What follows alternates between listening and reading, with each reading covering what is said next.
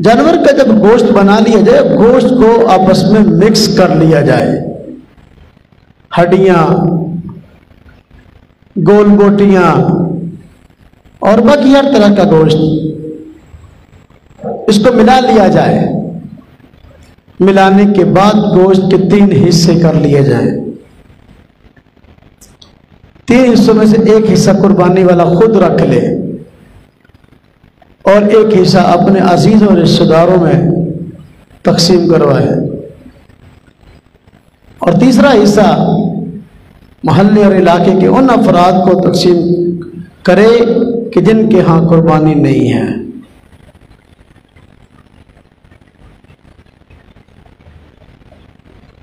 कुर्बानी का गोश्त आमतौर पर रस्म रिवाज की नजर हो जाता है। वो इस तरह के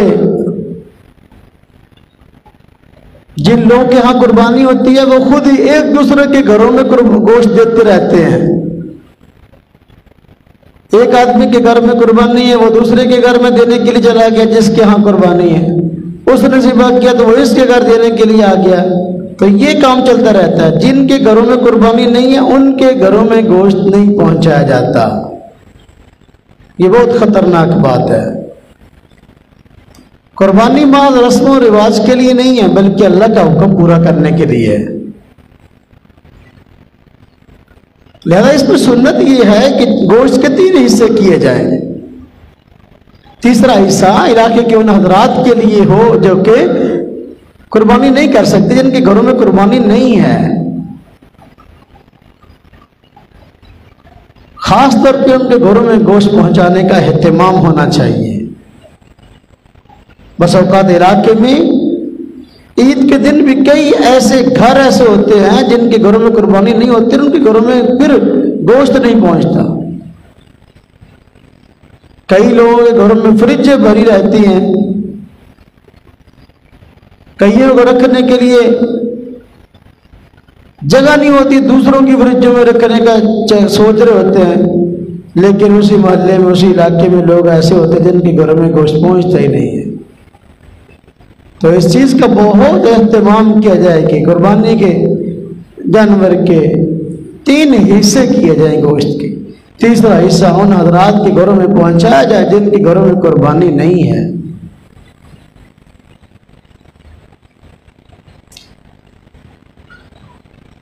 इस्लाम ने किसी भी मौका पर गुरबा को फरमोश नहीं किया।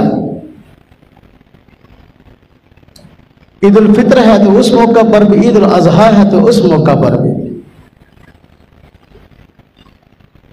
ईद उल फित्र के दिन ये इंतजाम किया गुरबा का कि भाई मालदार लोग, साहब हसीद लोग अपना सदक़तुल फित्र ईद पढ़ने से पहले अदा करके आए।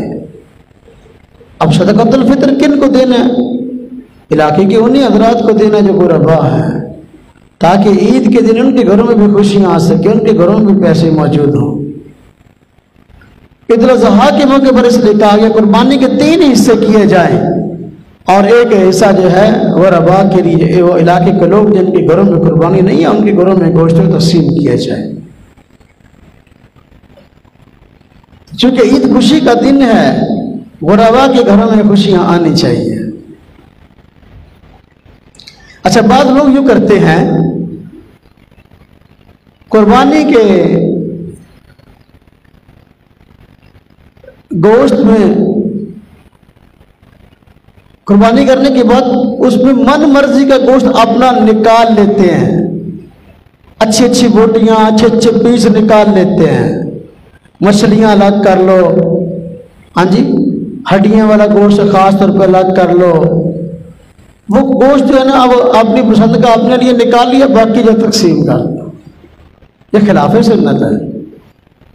जानवर को ज़िबा करने के बाद जब गोश्त बना लिया, अब गोश्त को आपस में मिक्स करो, सारे के सारे गोश्त के 3 हिस्से करो।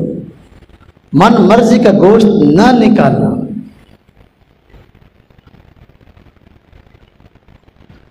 बाद लोग यूं करते हैं, जिनके घरों में बड़े जानवरों की कुर्बानी भी होती है और छोटे की भी होती है, तो कहते हैं बड़ा जानवर तकसीम कर दो, छोटा जानवर जो है वो खुद रख लो। यानी बकरा फ्रिज में रख लो और बड़े जानवरों का गोश्त तकसीम कर दो, ये भी खिलाफ सुन्नत है।